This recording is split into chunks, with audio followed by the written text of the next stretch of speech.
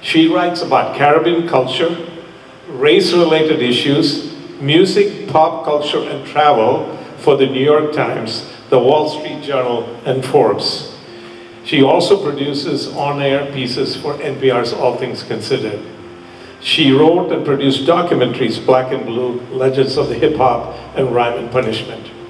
Would you give a warm welcome to the founder of the Prison to College Pipeline and founder of the Incarceration Nation Network, of which we are going to be, hopefully soon, a member. Without any further ado, Pastor, thank you very much. Thank you for that. I'm glad you got to read the fun pieces of my bio. I won't speak too long. Hello, everyone. It's good to see you. It's great to be here and represent New York and the state of Delaware. I'm ashamed to say I've never actually been in the state of Delaware, and I live right here. I see it as something that I've passed through between Philly and DC, so it's a pleasure to be here and for this special occasion.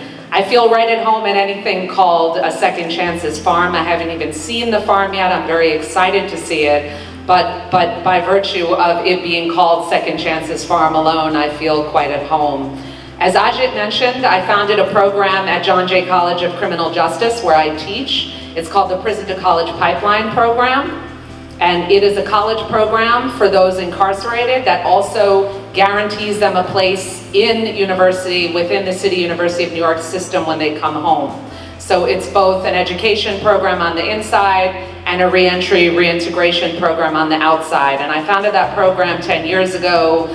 We've had many graduates and incredible success stories. The idea of it being, this is not just about coming home from prison and getting by. It's about coming home and thriving and attaining the level of greatness that one should have attained had not prison gotten in the way. And in fact, second chances is not something I talk about that often. I usually more often talk about first chances, because the reality is the people who've passed through the Prison to College Pipeline, the people who pass through our systems all over the world, have not received a first chance, usually, due to systemic racism and systemic inequality. So it's not a second chance for many people, and certainly not for the great bulk of my students. It's a first chance.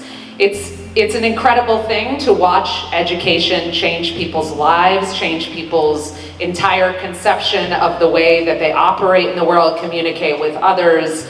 And the Prison to College Pipeline led me to another journey that's quite a literal one. In fact, Ishwar, who introduced me to Aji, and I might be the only people who can say we commute between South Africa, the Caribbean, and North America on a regular basis. I wrote a book called Incarceration Nations. I traveled to 9 countries' prison systems to look at why we do what we do when we incarcerate, or rather what we don't do, because prisons do not make us safer in any way, shape, or form. They're economically, sociologically, racially, in every respect bereft. They're not a right approach. And so I went to 9 countries from starting in Rwanda, ending in Norway, just really trying to rethink what we do when we incarcerate. And that led to the Incarceration Nations Network, which is what brings me here today. INN is about radical imagination. It's about really thinking radically, and radical is a word that's from the root. That's what the word radical comes from, root. So it's not something that's out there, that this crazy notion, but rather something that is grounded in reality and what is possible. When we look at justice in a global context, in a grand scheme of things context, and we think about what is possible. And so I went around the world. I continue to go around the world. This is my first trip since the pandemic, actually, to the state of Delaware. And I've seen programs, from restorative justice programs in Maori communities in New Zealand, or in Peru, or in national restorative justice programs in Costa Rica, to cooperatives that are operating in prisons, in women's prisons in Brazil, to horticulture programs operating in prisons in South Africa, to programs in Kenya and Uganda that are training incarcerated people as lawyers and paralegals to then clear the backlog of cases in a system. We're about innovation. We're about models that think outside the box. and get us to step outside what we take for granted when it comes to justice, that justice means prison and sentences and parole boards and all of these things that I see as a legacy of archaic and racist systems that don't work anymore.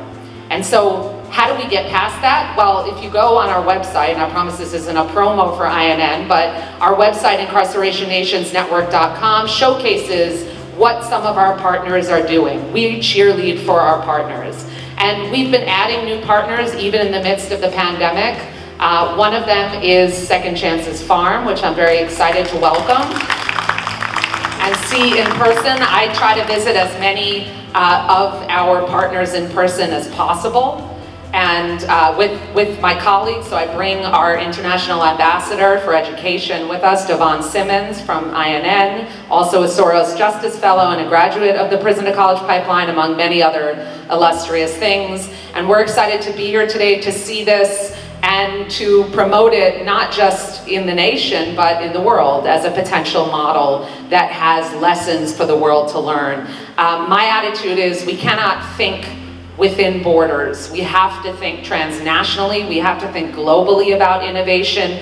We are in this together. There are 11 million people incarcerated worldwide, and many of them are engaged in this cut and paste system of justice that is incarceration, that is just lock them up, prisons. When instead there are so many other ways of thinking about what justice can look like. So I encourage you to look at our website, incarcerationnationsnetwork.com, learn about who we are from a global perspective, learn about the Prison to College Pipeline, which will soon be celebrating a decade of incredible work throughout New York State in promoting education, not incarceration. And I am excited to go on this tour and learn more about Second Chances Farm. Thank you, Ajit. Thank you all for coming.